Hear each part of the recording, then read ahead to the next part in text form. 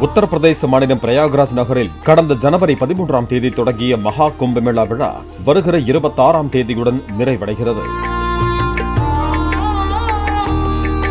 இந்த நிலையில் வெளிநாடு மற்றும் வெளி மாநிலங்களைச் சேர்ந்த பக்தர்களுக்காக தீபக் கோயல் என்பவர் புதிய சேவையை தொடங்கியுள்ளார்.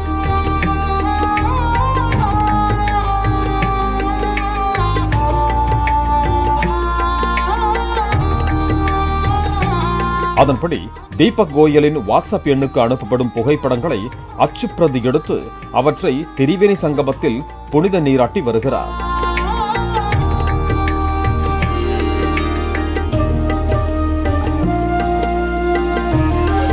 இதற்கான கட்டணமாக கோயல் ஒரு புகைப்படத்திற்கு 1100 ரூபாய் வசூலிக்கிறார்.